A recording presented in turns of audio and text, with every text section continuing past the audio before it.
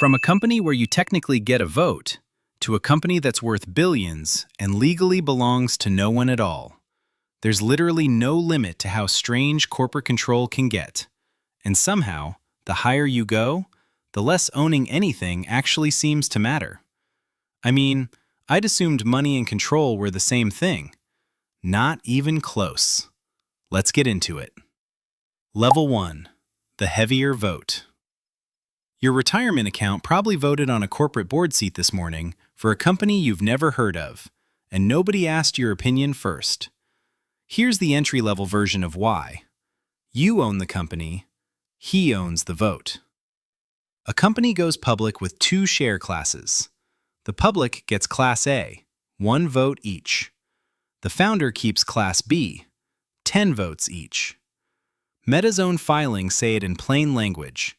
Mark Zuckerberg's Class B shares carry 10 times the voting power of the stock everyone else can buy, which is how he's run the company for 2 decades on an economic stake well under 50%.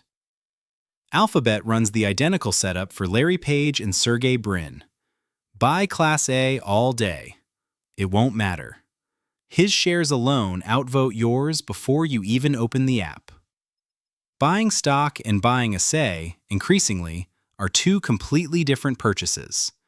And this is the smallest version of the trick you'll see all video. Level 2. The leverage ladder. 51%.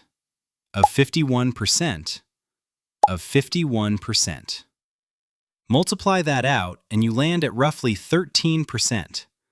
You just bought control of a business with 13 cents on every real dollar it's worth. Here's how. Own 51% of a holding company. That company owns 51% of another one. That one owns 51% of the actual business. 3 floors, and your real economic stake at the bottom has shrunk to 13%, while your control at the top stays at 100. Add a 4th floor, and it gets almost comedic, down to around 7%. Still full control. Nobody breaks a single law doing this. You just keep adding floors until the ownership rounds down to nearly nothing. Bernard Arnault's control of LVMH runs almost exactly this shape. A family holding company controlling another holding company, controlling the majority stake in LVMH itself.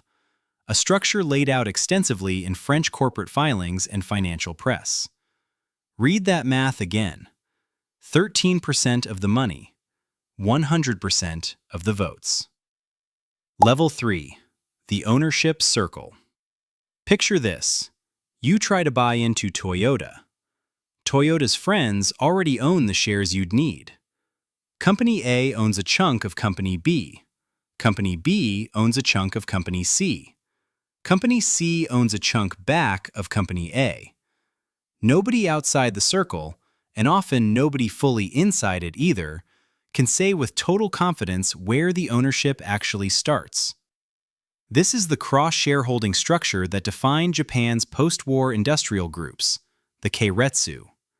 Toyota Motor, Toyota Industries, and Denso have held stakes in each other for decades, which means a meaningful slice of the shareholder register, at any given vote, is functionally the company voting alongside itself.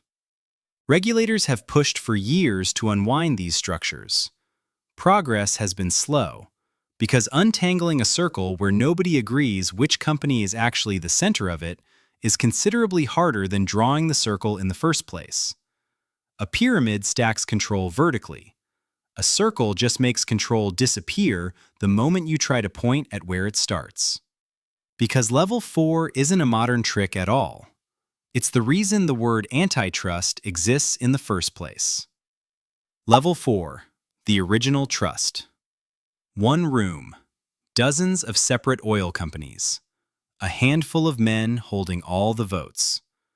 In 1882, John D. Rockefeller and his partners pooled their shares from dozens of competing companies into a single legal trust, handing voting control to a small board of trustees while each company kept operating under its own name, in its own state, as if nothing had changed. From that one room, They controlled the overwhelming majority of American oil refining. It worked so well and drew so much public anger that Congress passed the Sherman Antitrust Act specifically to break it apart. The word antitrust exists because a voting trust was the exact thing lawmakers were trying to outlaw. They broke up the company. They never fully figured out how to ban the idea. Voting trusts and shareholder voting agreements are still standard, completely legal boardroom tools today. Level 5. The company nobody owns. Sometimes nobody owns the company. Not hides who owns it. Not hard to trace. Nobody. IKEA is structurally owned by a foundation. Stichting Inca, a Dutch nonprofit foundation, controls Inca Group, which runs the vast majority of IKEA stores on Earth. No shareholders, no dividends, no name on a stock certificate anywhere. On paper, the company answers to a foundation's board instead of an owner at all. It's not alone. Robert Bosch Stiftung holds the majority of Robert Bosch GmbH, the German engineering giant. The Carlsberg Foundation holds majority voting control of Carlsberg. Rolex is owned outright by the Hans Wilsdorf Foundation. Sit with that for a second. These aren't small companies running a tax trick. These are some of the most recognizable brands on the planet. And legally, formally, on paper, none of them belong to a person.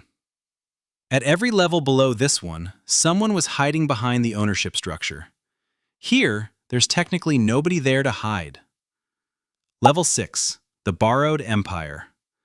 Imagine buying a billion-dollar company with $100 million of your own money and making the company itself borrow the other $900 million. That's private equity's core move. A firm, names like KKR or Blackstone, among many others, puts in a relatively small slice of cash, sometimes 10 to 20% of the purchase price, and finances the rest with debt loaded directly onto the company being bought. Not onto the buyer, onto the target. You end up controlling 100% of the decisions. Your own money at risk might be a fraction of that. The company you now run is the one actually carrying most of the financial risk for its own acquisition. If the deal goes badly, that debt is what takes the hit first, sometimes pushing the company toward layoffs or bankruptcy, while the fund's own cash outlay was small enough to shrug off and move straight to the next deal. Employees sometimes find out who actually owns their employer for the first time when a restructuring memo lands in their inbox, months after the deal quietly closed. Level 7. The quiet divorce. Here's the part that reframes everything you just watched. You don't actually need to own a company to control it. You only need to control the thing that decides who gets to control it. A slightly heavier vote. A holding company 3 floors up. A trust, a foundation, someone else's debt. 6 completely different rooms, all built around the exact same discovery. That decision-making power and financial risk quietly stopped needing each other decades ago, and nobody ever sent out an announcement saying so. That's the real game. Not owning the thing, owning the switch that decides who does. Your retirement account already voted this morning. It'll vote again tomorrow. You still don't know on what. More of this in my books.